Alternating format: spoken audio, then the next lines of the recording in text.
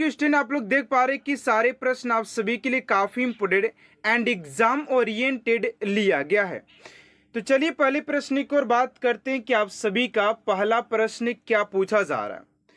First प्रश्न कर रहा है कि मंडाना मंडाना लोक कला शैली का संबंध किस भारतीय राज्य से है। कह रहा है कि मंडाना लोक कला शैली का संबंध किस भारतीय राज्य से है। ऑप्शन नंबर ए में है राजस्थान, बी में गुजरात, सी में महाराष्ट्र और डी में है बिहार। तो इस क्वेश्चन का राइट आंसर हो जाएगा आप सभी का ऑप्शन नंबर ए, यानी कि राजस्थान आप सभी का राइट आंसर हो जाएगा राजस्थान। चलिए अगले प्रश्न की ओर बात करते हैं आप सभी का। अगला प्रश्न यहाँ पर पूछा जा रहा है सेकेंड नंबर कि भोगाली बिहू किस राज्य का प्रमुख त्योहार है। भोगाली बिहू किस राज्य का प्रमुख त्योहार है। ऑप्शन नंबर ए में असम, बी में ओडिशा, सी में बिहार और डी में असम। तो इस क्वेश्चन का राइट आंसर हो जाएगा आप सभी का ऑप्शन नंबर ए, यानी कि असम आप सभी का राइट आंसर हो जाएगा। देखिए यहाँ पर एक और सा ट्रिक है कि आप सभी के जो भी कोई भी ऐसा त्योहार हो जहां पर बिहू लगा हो, वो सारे त्योहार आप सभी के असम से ही संबंधित हो जाएगा। तो इस ट्रिक को आप सभी को याद रखना है, ठीक है ना। चलिए अगले प्रश्न की ओर बात करते हैं स्टूडेंट। आप सभी का अगला प्रश्न पूछा जा रहा है। थर्ड नंबर प्रश्न कह रहा है कि मौर्य काल में शिक्षा का सर्वाधिक प्रसिद्ध केंद्र था। कह रहा है कि मौर्य काल में शिक्षा का सर्वाधिक प्रसिद्ध केंद्र कौन था। ऑप्शन नंबर ए में वैशाली, बी में नालंदा, सी में तक्षशिला और डी में उज्जैन। तो इस क्वेश्चन का राइट आंसर हो जाएगा आप सभी का ऑप्शन नंबर सी, तक्षशिला आप सभी का राइट आंसर हो जाएगा। चलिए अगले प्रश्न की ओर बात करते उससे पहले आप सभी से एक छोटा सा रिक्वेस्ट है, अगर स्टूडेंट आप भी इस क्लास को पहली बार देख रहे हैं तो प्लीज़ इस चैनल को सब्सक्राइब कर साथ साथ बेल आइकन को प्रेस कर दीजिएगा ताकि ऐसा मोस्ट इम्पोर्टेंट क्लास स्टूडेंट आप तक सबसे जल्द पहुंचते रहे। चलिए फोन नंबर प्रश्न की बात करते। फोन नंबर प्रश्न आप सभी से पूछा जा रहा है कि पुष्यमित्र शुंग मौर्य सम्राट बृहद्रथ की राजकीय सेना में किस पद पर आसीन था। पुष्यमित्र शुंग मौर्य सम्राट बृहद्रथ की राजकीय सेना में किस पद पर आसीन था। तो फोर का राइट आंसर हो जाएगा आप सभी का ऑप्शन नंबर ए, यानी कि सेनापति आप सभी का राइट आंसर हो जाएगा। चलिए अगले प्रश्न की ओर बात करते हैं आप सभी का। 5 नंबर प्रश्न पूछा जा रहा है कि सातवाहनों ने पहले स्थानीय अधिकारियों के रूप में काम किया था। सातवाहनों ने पहले स्थानीय अधिकारियों के रूप में काम किया था। नंदी के अधीन, मौर्यों के अधीन, चोलों के अधीन या चेरों के अधीन। तो 5 का जो राइट आंसर हो जाएगा आप सभी का ऑप्शन नंबर बी, यानी कि मौर्यों के अधीन काम किया था। तो ऑप्शन नंबर बी आप सभी का राइट आंसर हो जाएगा। चलिए अगले प्रश्न की ओर बात करते हैं आप सभी का। 6 नंबर प्रश्न यहाँ पर पूछा जा रहा है कि नगरों का क्रमिक पतन किस काल की करे कि नगरों का क्रमिक पतन किस काल की एक महत्वपूर्ण विशेषता थी।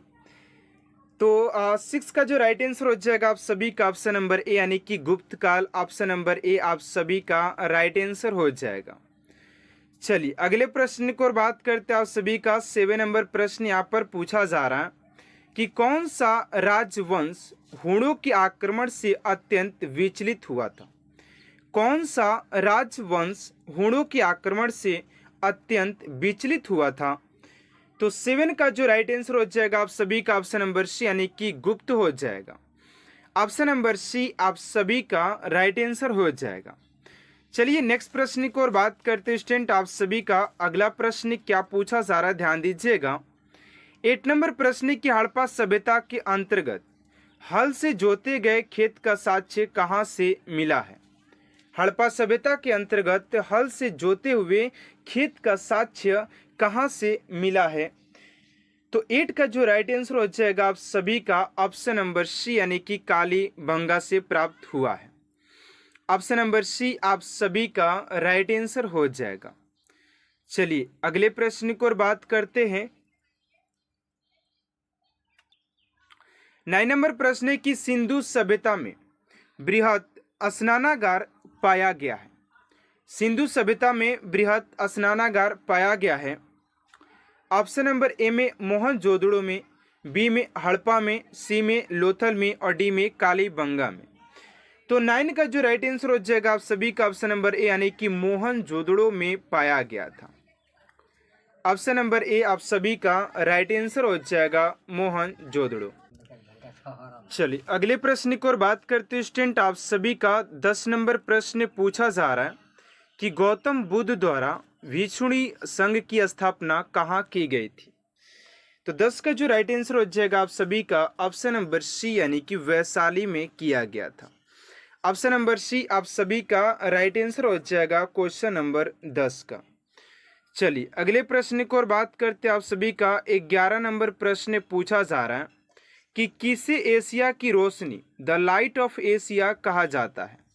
किसे एशिया की रोशनी कहा जाता है, द लाइट ऑफ एशिया के नाम से किसे जाना जाता है। तो गौतम बुद्ध आप सभी के राइट आंसर हो जाएंगे। Option number B is right answer हो जाएगा। चलिए अगले प्रश्न की ओर बात करते हैं। आप सभी का 12 नंबर प्रश्न यहाँ पर पूछा जा रहा है कि वह शासक कौन था जिसने राज सिंहासन पर बैठने के लिए अपने बड़े भाई सुसीम की हत्या की थी। तो 12 का राइट आंसर हो जाएगा आप सभी का अशोक। अशोक एक ऐसा राजा था जिसने राज सिंहासन पर बैठने के लिए अपने बड़े भाई सुसीम की हत्या किया था, सुसीम की हत्या कर दिया था। तो ऑप्शन नंबर ए आप सभी का राइट आंसर हो जाएगा। चलिए अगले प्रश्न की ओर बात करते हैं। आप सभी का 13 नंबर प्रश्न है कि सांची किस कला व मूर्ति कला का निरूपण करता है। सांची किस कला व मूर्ति कला का निरूपण करता है। तो 13 का राइट आंसर हो जाएगा आप सभी का ऑप्शन नंबर बी यानी कि बौद्ध का निरूपण करता है। ऑप्शन नंबर बी आप सभी का राइट आंसर हो जाएगा। चलिए अगले प्रश्न की ओर बात करते हैं। आप सभी का 14 नंबर प्रश्न है कि निम्नलिखित में से किसकी चालकोलिथिक एज यानी कि चालकोलिथिस एज कहा जाता है। तो राइट आंसर हो जाएगा आप सभी का ऑप्शन नंबर सी यानी कि ताम्रपाषाण युग को चालकोलिथिक एज कहा जाता है। ऑप्शन नंबर सी हो जाएगा। चलिए अगले प्रश्न की ओर बात करते हैं। आप सभी का 15 नंबर प्रश्न है कि किस विदेशी यात्री ने भारत का दौरा सबसे पहले किया था। किस विदेशी यात्री ने भारत का दौरा सबसे पहले किया था। तो इस क्वेश्चन का राइट आंसर हो जाएगा आप सभी का 15 का option number B Megasthenes. Option number B आप सभी का राइट आंसर हो जाएगा।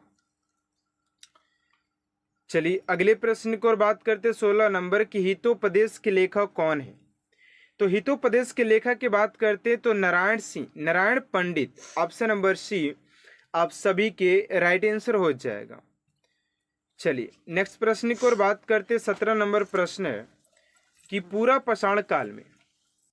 तो चलिए अगले प्रश्न की ओर बात करते स्टूडेंट। आप सभी का 17 नंबर प्रश्न पूछा जा रहा है कि पूरा पाषाण काल में आदि मानव के मनोरंजन के साधन क्या थे। पूरा पाषाण काल में आदि मानव के मनोरंजन के साधन क्या थे। तो 17 का राइट आंसर हो जाएगा आप सभी का ऑप्शन नंबर ए यानी कि शिकार हो जाएगा। ऑप्शन नंबर ए आप सभी का राइट आंसर हो जाएगा क्वेश्चन नंबर 17 का। चलिए अगले प्रश्न की ओर बात करते हैं। आप सभी का 18 नंबर प्रश्न है कि निम्नलिखित में से वह सागर कौन सा है जो भूबद्ध है, जो भूबद्ध है। 18 का राइट आंसर हो जाएगा आप सभी का ऑप्शन नंबर डी यानी कि अरल सागर। ऑप्शन नंबर डी आप सभी का राइट आंसर हो जाएगा। चलिए अगले प्रश्न की ओर बात करते हैं। आप सभी का 19 नंबर प्रश्न पूछा जा रहा है कि पनामा नगर का निर्माण किस वर्ष हुआ था। पनामा नहर का निर्माण किस वर्ष हुआ था। तो 19 का राइट आंसर हो जाएगा आप सभी का ऑप्शन नंबर डी, यानी कि 1914 ईस्वी में हुआ था। ऑप्शन नंबर डी आप सभी का राइट आंसर हो जाएगा। चलिए अगले प्रश्न की ओर बात करते हैं। आप सभी का 20 नंबर प्रश्न यहाँ पर पूछा जा रहा है। करे कि निम्न में से किस महाद्वीप का क्षेत्रफल सबसे कम है? निम्न में से किस महाद्वीप का क्षेत्रफल सबसे कम है?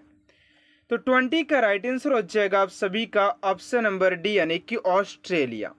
ऑस्ट्रेलिया ऑप्शन नंबर डी आप सभी का राइट आंसर हो जाएगा।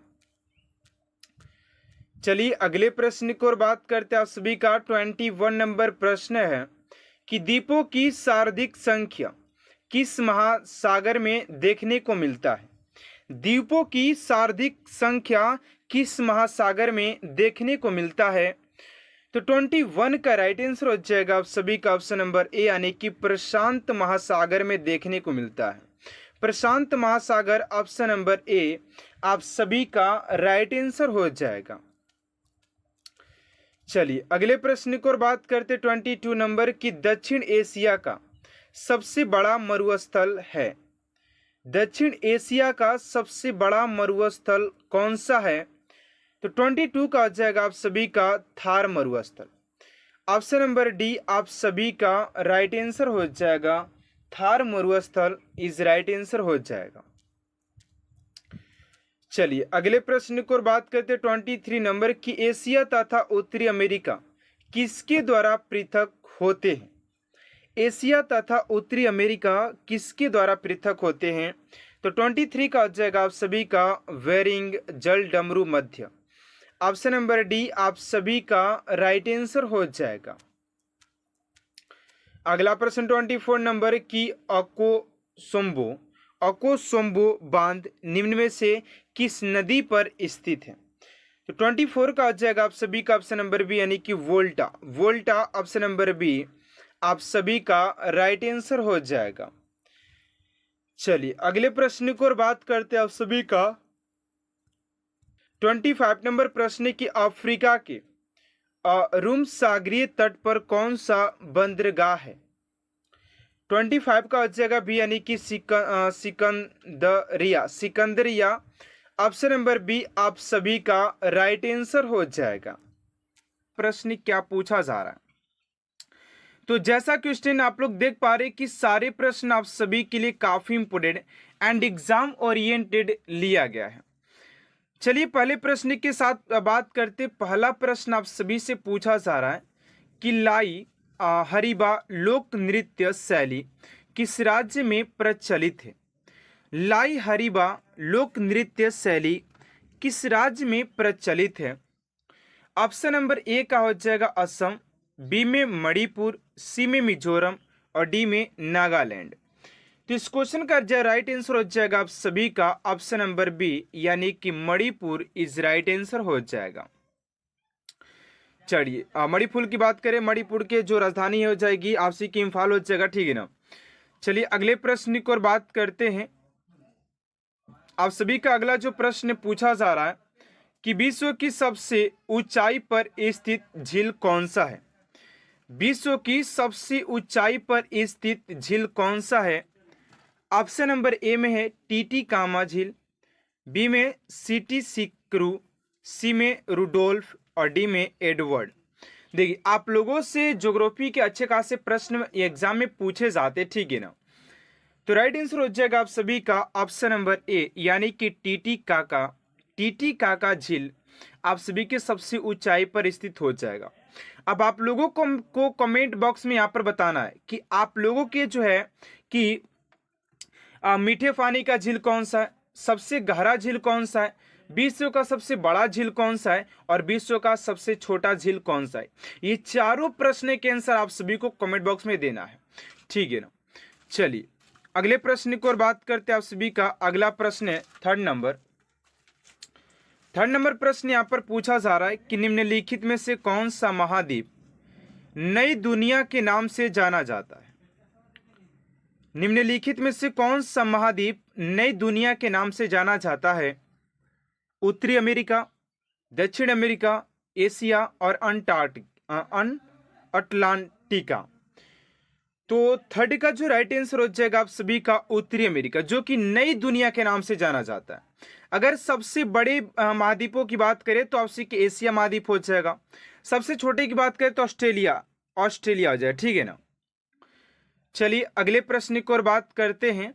उससे पहले आप सभी से एक छोटा सा रिक्वेस्ट है कि स्टूडेंट, अगर अभी तक आप सभी हमारे चैनल को सब्सक्राइब नहीं किए हैं तो प्लीज स्टूडेंट चैनल को सब्सक्राइब कर साथ साथ बेल आइकन को प्रेस कर दीजिएगा, ताकि ऐसा मोस्ट इंपोर्टेंट क्लास स्टूडेंट आप तक सबसे जल्द पहुंचते रहे, ठीक है ना।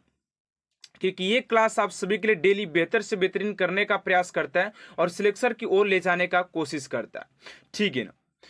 चलिए अगले प्रश्न की ओर बात करते हैं। आप सभी का 4 नंबर प्रश्न क्या पूछा जा रहा है। तो 4 नंबर प्रश्न आप सभी से पूछा जा रहा है कि सैंधव सभ्यता की ईंटों का अलंकरण किस स्थान से मिला है। सैंधव सभ्यता के ईंटों का अलंकरण किस स्थान से मिला है। तो 4 का राइट आंसर हो जाएगा आप सभी का Kalibangan. Kalibangan option number A आप सभी का राइट आंसर हो जाएगा। चलिए अगले प्रश्न की ओर बात कर लेते हैं। आप सभी का 5 नंबर प्रश्न क्या है। कह रहा है कि अशोक ने अपने सभी अभिलेखों में एक रूपता से किस प्रकृति का प्रयोग किया है। अशोक ने अपने सभी अभिलेखों में एक रूपता से किस प्रकृति का प्रयोग किया है। तो 5 का जो राइट आंसर हो जाएगा आप सभी का ऑप्शन नंबर ए यानी कि अर्धमागधी।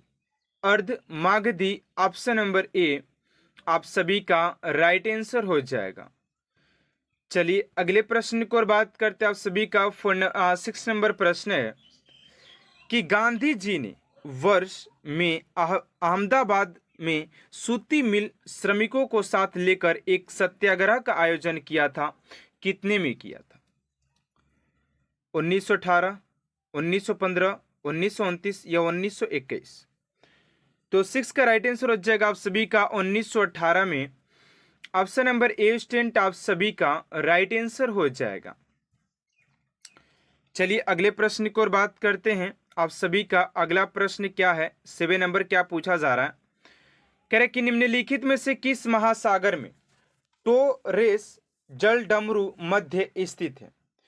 किस महासागर में टोरेस जलडमरू मध्य स्थित है।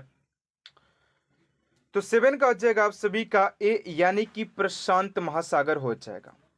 प्रशांत महासागर ऑप्शन नंबर ए आप सभी का राइट आंसर हो जाएगा, प्रशांत महासागर। चलिए अगले प्रश्न की ओर बात करते हैं। 8 नंबर प्रश्न है कि वार्षिक सूरज कुंड शिल्प मेले की मेजबानी निम्नलिखित में से कौन सा राज्य करता है। वार्षिक सूरज कुंड शिल्प मेले की मेजबानी निम्नलिखित में से कौन सा राज्य करता है। तो 8 का जो राइट आंसर हो जाएगा आप सभी का ऑप्शन नंबर ए यानी कि हरियाणा हो जाएगा। हरियाणा ऑप्शन नंबर ए आप सभी का राइट आंसर हो जाएगा। चलिए अगले प्रश्न की ओर बात करते हैं और चैनल को सब्सक्राइब कर वीडियो को लाइक कर दीजिएगा, ठीक है ना। और कमेंट बॉक्स में जरूर बताइएगा कि आप सभी को ये क्लास कैसा लगता है। चलिए अगले प्रश्न की ओर बात करते हैं। 9 नंबर प्रश्न है। यहाँ पर कुछ स्टूडेंटों को डाउट था कि सर आखिर हम लोग एसएससी एमटीएस के लिए कौन से बुक परचेस कर सकते हैं, जीएसओ या जीके या जीएस के लिए। तो मैं आप सभी को उस पर थोड़ा सा बात करना चाहूँगा कि आप लोग अगर एसएससी एमटीएस की तैयारी करें, उस वर्दी को पाना भी चाहते हैं, तो आप सभी के लिए बेस्ट बुक कौन सा होने वाला मैं आप सभी को बताऊँगा अभी, ठीक है। थोड़ा सा वेट करिएगा, उसके ऊपर मैं थोड़ा सा बात करने वाला हूँ। अगला प्रश्न है कि NR era of darkness the British empire in India नामक पुस्तक की लेखक या लेखिका कौन है। तो 9 का राइट आंसर हो जाएगा आप सभी का Arun Jaitley. Option number D आप सभी का राइट आंसर हो जाएगा। चलिए अगले प्रश्न की ओर बात करते हैं। आप सभी का 10 नंबर प्रश्न है कि टेबल टेनिस की उत्पत्ति कहाँ हुई थी। टेबल टेनिस की उत्पत्ति कहाँ पर हुई थी। इंग्लैंड, बी में जापान, सी में भारत और डी में है चीन। तो टेबल टेनिस की बात करें तो आप सभी के 10 का जो राइट आंसर हो जाएगा, तो 10 का जो राइट आंसर हो जाएगा आप सभी का टेबल टेनिस की अगर उत्पत्ति की बात करें यार, तो टेबल टेनिस के लिए तो आप सभी के टेबल टेनिस, ये तो यार यहाँ पर चीन होना चाहिए, 10 का आंसर में चीन होना चाहिए, यहाँ पर इंग्लैंड दिया हुआ है। थोड़ा सा इस क्वेश्चन पर हम बात करेंगे, ठीक है ना, क्योंकि यहाँ पर टेबल टेनिस की जो उत्पत्ति हुई थी यहाँ पर दिया इंग्लैंड, लेकिन जो प्रिय खेल है वो तो चीन का है, चीन के लोग टेबल टेनिस खेलते हैं, ठीक है ना। चलिए अगले प्रश्न को और बात करते हैं, अगर आप सभी को कन्फर्म हो तो आप लोग प्लीज कमेंट बॉक्स में बताइएगा, ठीक है ना। अगला प्रश्न है कि ताजमहल आगरा शहर में किस नदी के तट पर स्थित है। ताजमहल आगरा शहर में किस नदी के तट पर स्थित है। 11 का हो जाएगा आप सभी का डी, यानी कि यमुना नदी के तट पर हो जाएगा, यमुना नदी के किनारे। ऑप्शन नंबर डी आप सभी का राइट आंसर हो जाएगा। चलिए अगले प्रश्न को और बात करते हैं, आप सभी का 12 नंबर प्रश्न है कि किसी देश के भीतर उत्पादित सभी अंतिम वस्तुओं और सेवाओं के मूल्य को क्या कहा जाता है। किसी देश के भीतर उत्पादित सभी अंतिम वस्तुओं और सेवाओं के मूल्य को क्या कहा जाता है। तो 12 का हो जाएगा आप सभी का जीडीपी, ऑप्शन नंबर ए जीडीपी कहा जाता है, जीडीपी। चलिए अगले प्रश्न को और बात कर लेते हैं, आप सभी का अगला प्रश्न पूछा जा रहा है 13 नंबर प्रश्न कर रहे हैं कि सिंधु नदी सभ्यता सिंधु नदी के अनुसार भारत सिंधु नदी प्रमाणित का कितना पानी इस्तेमाल कर सकता है। तो 13 का जगह आप सभी का बी, यानी कि 20% हो जाएगा। अगला प्रश्न है कि निम्नलिखित में से कौन सी नृत्य शैली शास्त्रीय नृत्य शैली नहीं है। निम्नलिखित में से कौन सी नृत्य शैली शास्त्रीय नृत्य शैली नहीं है। तो 14 का आ जाएगा आप सभी का ऑप्शन नंबर डी, यानी कि बुरा कथा, ऑप्शन नंबर डी आप सभी का राइट आंसर हो जाएगा। चलिए अगले प्रश्न को और बात करते हैं, आप सभी का 15 नंबर प्रश्न है कि राइबोफ्लोविन का दूसरा नाम क्या है। राइबोफ्लोविन का दूसरा नाम क्या है। 15 का जगह ए, यानी कि विटामिन B2 हो जाएगा। चलिए अगला प्रश्न आप सभी का कि भारत में साइमन कमीशन के आगमन से पूर्व निम्नलिखित में से कौन सी घटना घटी है। तो 16 का जगह आप सभी का ऑप्शन नंबर बी, यानी कि काकोरी षड्यंत्र हो जाएगा, ऑप्शन नंबर बी आप सभी का राइट आंसर हो जाएगा। चलिए अगले प्रश्न को और बात करते हैं कि निम्नलिखित में से किसने इंडिया विंस फ्रीडम नामक पुस्तक लिखी है, जो भारत के स्वतंत्रता संग्राम के समय संबंध में उनकी आप बीती है। तो 17 का जगह डी, यानी कि मौलाना अब्दुल कलाम आज़ाद हो जाएंगे, डी हो जाएगा। अगला प्रश्न है कि भारत पर प्रथम तुर्क आक्रमण करने वाला था। भारत पर प्रथम तुर्क आक्रमण करने वाला था, कौन था। तो महमूद गजनी हो जाएगा। वो अपना बाबर भी जो था ना, बाबर भी भारत पर 5 बार आक्रमण किया था, ठीक है ना। ठीक है, देखिए अगला प्रश्न आप सभी का 19 नंबर कि अलीगढ़ मुस्लिम विश्वविद्यालय के संस्थापक कौन थे। अलीगढ़ मुस्लिम विश्वविद्यालय के संस्थापक की बात करते हैं तो बी हो जाएगा, सर सैयद अहमद हो जाएंगे। ऑप्शन नंबर बी आप सभी का राइट आंसर हो जाएगा। चलिए अगला प्रश्न आप सभी का 20 नंबर की भारत में खोजा गया सबसे पुराना शहर कौन सा है। भारत में खोजा गया सबसे पुराना शहर कौन सा है। तो 20 का जो राइट आंसर हो जाएगा आप सभी का ऑप्शन नंबर बी, यानी कि हड़प्पा हो जाएगा, ऑप्शन नंबर बी हड़प्पा सभ्यता। चलिए अगले प्रश्न को बात करते हैं 21 नंबर की किस वेद में प्राचीन वैदिक युग की संस्कृति के बारे में सूचना दी गई है। तो 21 का जगह ए, यानी कि ऋग्वेद हो जाएगा, ऑप्शन नंबर ए आप सभी का राइट आंसर हो जाएगा। अगला प्रश्न है कि किस गुप्तकालीन शासक को कविराज कहा जाता है। किस गुप्तकालीन शासक को कविराज कहा जाता है। तो 22 का जगह आप सभी का सी, यानी कि Samudragupta, option number B C आप सभी का राइट आंसर हो जाएगा। चलिए अगले प्रश्न को बात करते हैं 23 नंबर कि गुप्त राजवंश किस लिए प्रसिद्ध था। गुप्त राजवंश किस लिए प्रसिद्ध था। तो 23 का जगह आप सभी का बी, यानी कि कला एवं स्थापत्य, अगला प्रश्न 24 नंबर की गुप्त वंश का संस्थापक कौन था? तो गुप्त वंश के संस्थापक की बात करते हैं तो ये हो जाएंगे आप सभी के श्रीगुप्त। चलिए अगला प्रश्न की ओर बात करते हैं। प्राचीन भारत में निम्नलिखित में से कौन सी एक लिपि दाएं ओर से बाईं ओर लिखी जाती है? 25 का हो जाएगा ए यानी कि खरोष्ठी। खरोष्ठी ऑप्शन नंबर ए। चलिए